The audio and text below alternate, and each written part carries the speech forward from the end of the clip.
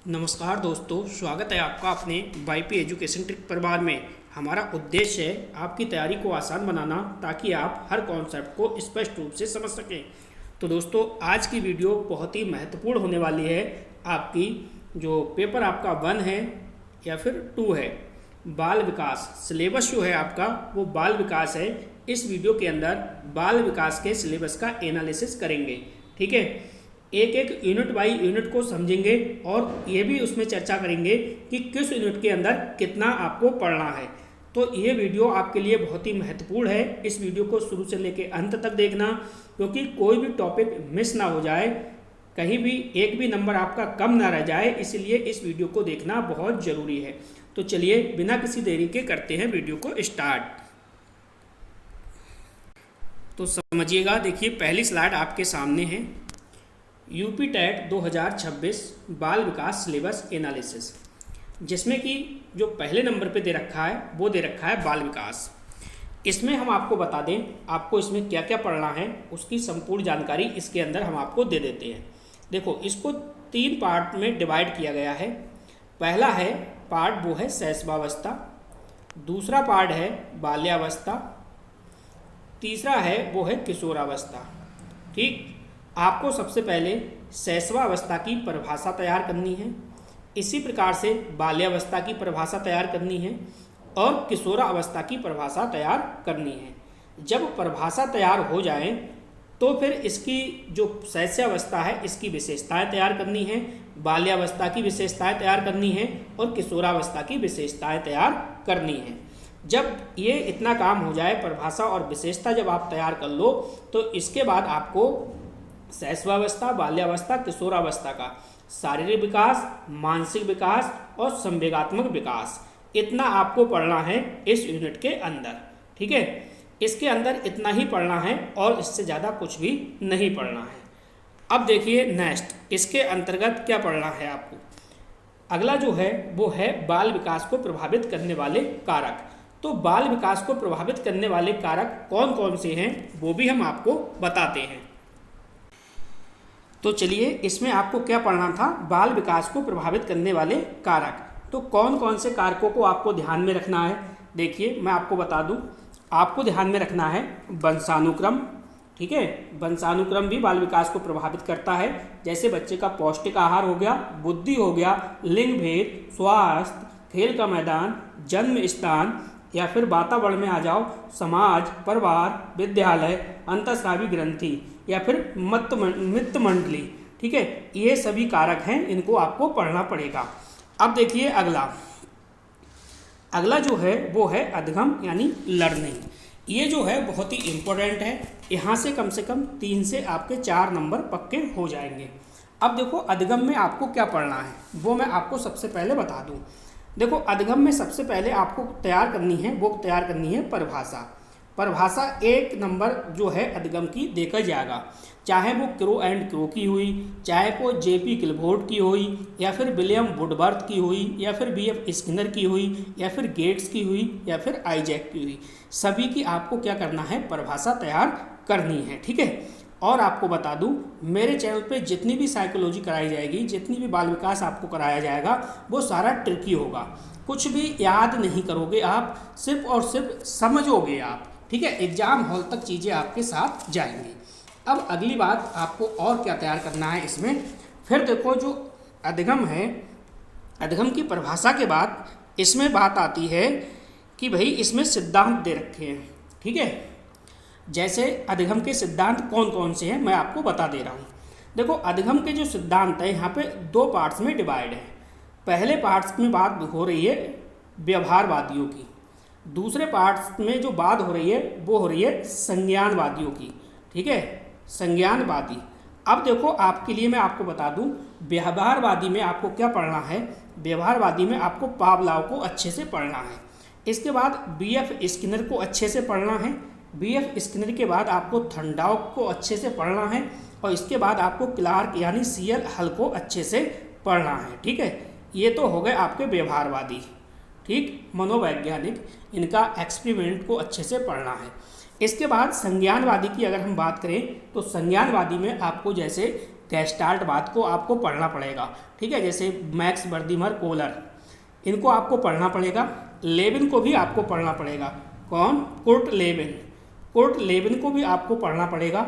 इसके बाद आपको प्याजे को भी पढ़ना पड़ेगा, प्याजे। और आपको जो आपका वाइगोत्स्की है इसे भी पढ़ना पड़ेगा। अब देखिए मैं आपको बता दूं इनमें थोड़ा सा डिफरेंस क्या है। ये अधिगम के जो सिद्धांत हैं 2 पार्ट्स में डिवाइड हैं, एक है व्यवहारवादी और दूसरा है देखिए संज्ञानवादी। ये आपको ध्यान रखना। इनमें अंतर क्या है? देखो व्यवहारवादी किस पे जोर देते हैं? व्यवहारवादियों ने पुनर्वलन पे जोर दिया है, जबकि जो संज्ञानवादी हैं इन्होंने संज्ञान पे यानी संवेदना पे जोर दिया है, ठीक है, संज्ञान पे।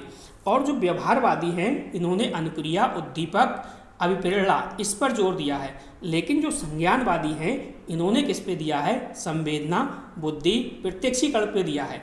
इसके बाद जो व्यवहारवादी हैं, व्यवहारवादियों ने पशु और मानव पर प्रयोग किए हैं, लेकिन जो संज्ञानवादी हैं, संज्ञानवादियों ने मानव पर प्रयोग किए हैं। अच्छा, जो व्यवहारवादी हैं इनके अनुसार क्या होता है कि जो अधिगम होता है धीरे धीरे होता है, लेकिन जो संज्ञानवादी हैं इनके अनुसार जो अधिगम है वो दोस्तों अचानक होता है, ठीक है। इतना आपको क्लियर कर लेना है, इतने आपको वैज्ञानिक पढ़ना है। चलिए अगला जो है आपका वो है देखिए अभिप्रेरणा, ठीक है। तो अभिप्रेरणा में क्या क्या पढ़ना है वो भी मैं आपको बता रहा हूँ। तो अपने लोग क्या बात कर रहे थे, कहाँ पे पहुँचे हैं? अपने लोग पहुँच गए मोटिवेशन पे, अभिप्रेरणा पे। तो देखो इसमें आपको क्या पढ़ना है, अभिप्रेरणा के सिद्धांत आपको पढ़ने हैं। कौन कौन से? एक है विलियम मैकडूगल, ठीक है, विलियम मैकडूगल को आपको अच्छे से पढ़ना है, ठीक। इसके बाद इसमें आपको मूल प्रवृत्ति पढ़ना है जो कि 14 हैं, और तो संवेग भी 14 है। वो संवेग पढ़ना है, यहाँ से 1 अंक पूछा जाता है, ठीक है। ये बात आपको ध्यान रखनी है। इसके बाद आपको पढ़ना है अभिप्रेरणा का मांग सिद्धांत जो कि अब्राहम मैस्लो का है, ठीक है। इसको भी आपको पढ़ना पड़ेगा, ठीक। इतनी बात इसमें पढ़नी है, इससे ज़्यादा कुछ भी नहीं पढ़ना है। इसके बाद अगली जो बात है वो है बुद्धि की। बुद्धि में क्या पढ़ना है आपको, ठीक है। तो आपको बता दें, सबसे पहले देखिए बुद्धि में आपको परिभाषाएं रटनी है, ठीक है। परिभाषा बहुत पूछी जाती हैं बुद्धि से, ठीक है। तो परिभाषा मेरे चैनल पे आपको एक एक परिभाषा बिल्कुल ट्रिक से मिलेगी, कोई भी परिभाषा आपको याद करने की आवश्यकता नहीं है।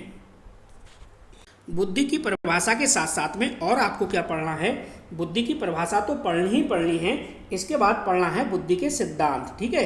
अब बुद्धि के सिद्धांत आपको कौन कौन से पढ़ने हैं? जैसे एक कारक सिद्धांत, द्विकारक सिद्धांत, त्रिकारक सिद्धांत, समूह कारक सिद्धांत, बहुकारक सिद्धांत, बहुबुद्धि सिद्धांत, या फिर बुद्धि का त्रिआयामी सिद्धांत, ठीक है। ये सब आपको पढ़ने पड़ेंगे। या फिर बुद्धि का खा सिद्धांत किसने दिया, ठीक है। इस प्रकार से आपको ये सारे पढ़ने पड़ेंगे। बहुबुद्धि सिद्धांत को अच्छे से आप पढ़ लेना, और इसमें स्पीयरमैन को आपको अच्छे से पढ़ना है। तो इतना तो पढ़ना है बुद्धि के अंतर्गत। इतना सिलेबस आप समझ गए होंगे अब क्या क्या पढ़ना है। चलिए अगले स्लाइड पे चलते हैं, आप लास्ट तक बने रहिएगा, ठीक है। मैं एक एक चीज़ आपको क्लियर करा दूंगा। अगला जो है हमारा वो है देखिए पर्सनालिटी यानी व्यक्तित्व। तो यहाँ पे दोस्तों व्यक्तित्व के बारे में भी आपको पढ़ना पड़ेगा, क्योंकि यहाँ से भी पेपर में क्वेश्चन बना है, मैं आपको बता दूँ। तो सबसे पहले इसकी जो आपका पर्सनालिटी है इसकी आपको परिभाषा पढ़नी है। परिभाषा चाहे वो आलपोर्ट की हुई, कैटल की हुई या किसी और की हुई, आलपोर्ट की परिभाषा बहुत ही इम्पोर्टेंट है। इसके बाद इसमें और क्या पढ़ना है? देखो इसमें आपको पढ़ना पड़ेगा हिप्पोक्रेटस का वर्गीकरण। किसका? हिप्पोक्रेटस का वर्गीकरण। इसके बाद क्रैचमर का वर्गीकरण भी पढ़ना पड़ेगा, और आपको सेल्डन का भी वर्गीकरण इसमें पढ़ना पड़ेगा। इतना पढ़ना है इसमें। इसके बाद इसमें और भी चीज़ें हैं वो भी पढ़नी पड़ेंगी। अब आप कहोगे इसमें क्या पढ़ना पड़ेगा? तो देखो इसमें आपको जो है परीक्षण पढ़ने पड़ेंगे, ठीक है। क्या है? परीक्षण। कौन कौन से परीक्षण? जैसे मैं आपको बता दूं, व्यक्तित्व मापन की जो विधियां हैं वो पढ़नी पड़ेंगी। जैसे एक तो हो गई प्रक्षेपी, ठीक है, एक हो गई प्रक्षेपी, और दूसरी हो गई अप्रक्षेपी। दूसरी क्या हो गई? अप्रक्षेपी, ठीक। अब जो प्रक्षेपी हैं इसके कई पार्ट हैं, कई विधियां हैं। जैसे TET हो गया, टैट हो गया आपका, इसी प्रकार से कैट हो गया या फिर IBT हो गया या SCT हो गया या FWT हो गया, ये प्रक्षेपी के अंतर्गत आएंगी। प्रक्षेपी वाली है जो प्रक्षेपी में क्या पढ़ोगे आप, ये दो टाइप्स की होती हैं, जैसे आत्मनिष्ठ हो गई और वस्तुनिष्ठ हो गई। आत्मनिष्ठ भी कई प्रकार की है, 3-4 प्रकार की चर्चा होगी और वस्तुनिष्ठ भी होंगी। तो इतना तो आपको पढ़ना है इसके अंतर्गत। अब जो अगला टॉपिक है आपका वो है सृजनात्मकता। दोस्तों सृजनात्मकता जो टॉपिक है वेरी वेरी इंपॉर्टेंट टॉपिक है, ठीक है। यहाँ से आपको क्या क्या पढ़ना है वो भी मैं आपको बता रहा हूँ। चलिए वीडियो को एक बार लाइक करिए और वीडियो को अपने सभी दोस्तों में शेयर भी कर दीजिएगा। तो सृजनात्मकता में आपको क्या क्या पढ़ना है, देखिए सृजनात्मकता में सबसे पहले आपको सृजनात्मकता के सिद्धांत पढ़ने हैं। सिद्धांत के साथ साथ सृजनशील बालकों की आपको पहचान पढ़नी है। सृजनशील बालकों की क्या पढ़नी है, पहचान पढ़नी है, ठीक है। इसके बाद आपको ये पढ़ना है कि सृजनात्मकता के परीक्षण कौन कौन से हैं। तो सृजनात्मकता के परीक्षण पढ़ना है, ठीक है। क्या पढ़ना है, इसमें परीक्षण पढ़ना है। जैसे किस किस का परीक्षण है, वो है गिलफोर्ड एंड मेरीफोर्ड का महाविद्यालय परीक्षण, ये आपको पढ़ना है। BK पासी का पढ़ना है आपको, ठीक है। और एक और है आपका टॉरेंस का, तो टॉरेंस का पढ़ना है।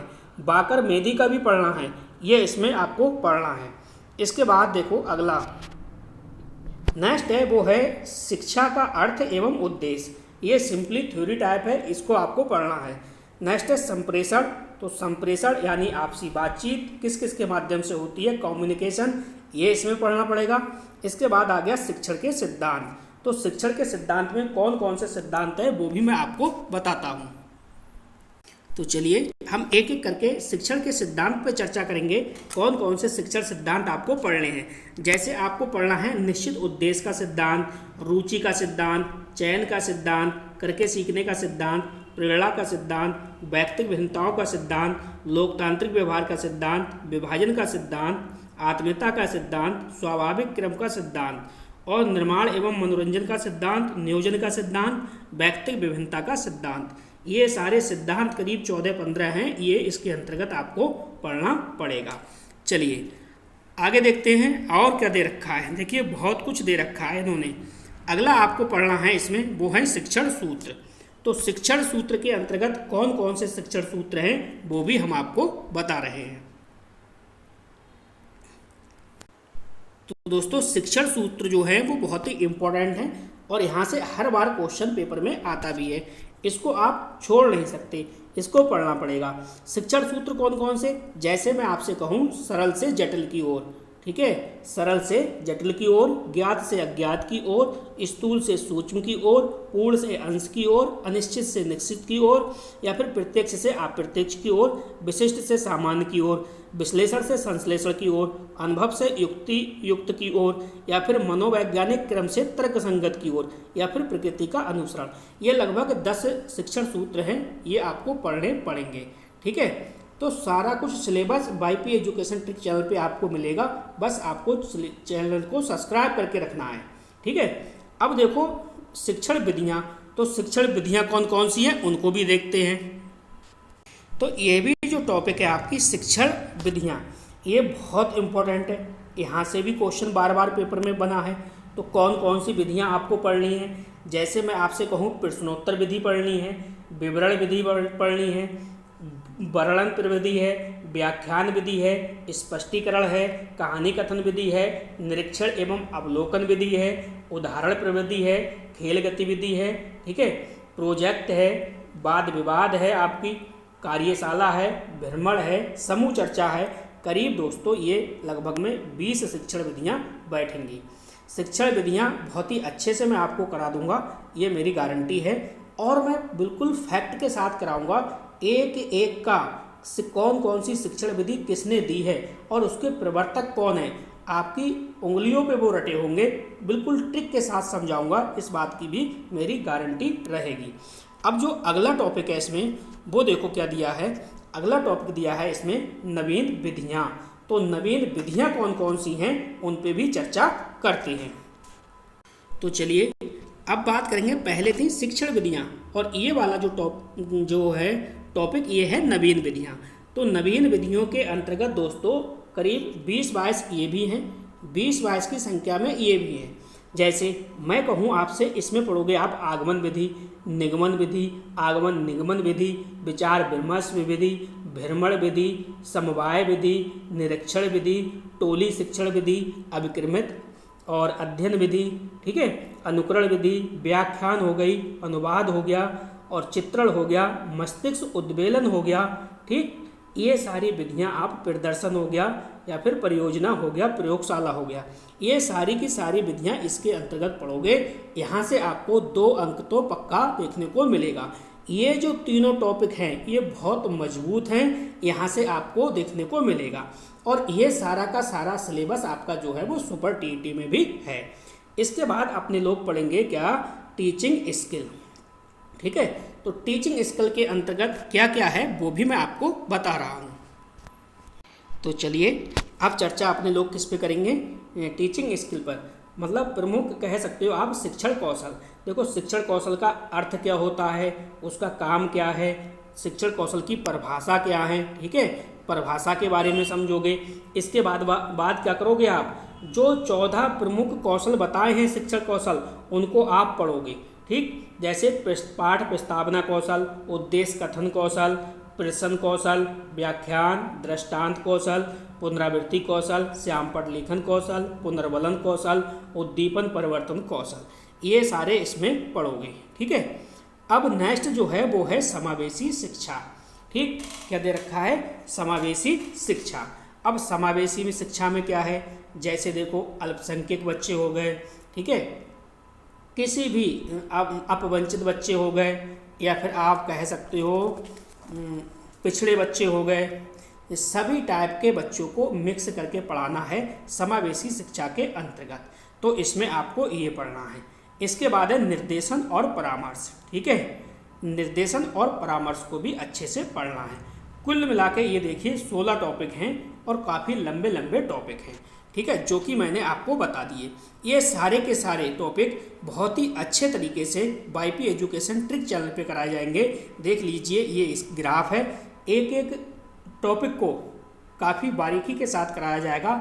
जितनी भी परिभाषा होंगी, जितने भी फैक्ट होंगे, वो सारे के सारे ट्रिक के माध्यम से कराएंगे।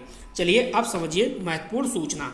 देखो महत्वपूर्ण सूचना ये है, जो बच्चे काफ़ी परेशान हैं संस्कृत के लिए, ठीक है, बार बार फ़ोन कॉल SMS वो बहुत परेशान है, तो मैं आपको बता रहा हूँ। देखो वैसे मेरे चैनल पे आपको ऑल सब्जेक्ट के नोट्स मिल जाएंगे, ऑल सब्जेक्ट के, कोई बात नहीं। अगर आप सिर्फ संस्कृत का लेना चाहते हैं, पेपर 1 हो या फिर पेपर 2 हो, ये आपके सामने व्हाट्सअप नंबर है, ठीक है। अब कुछ बच्चे ये पूछते हैं कि कितने पेजों की संख्या होगी, तो देखो टोटल पेजों की संख्या है वो 45 है। 45 पेज में नोट्स जो हैं वो समाविष्ट हो गए हैं, और जो सहयोग है आपका, सहयोग राशि रहेगी मात्र 99 रुपीज़।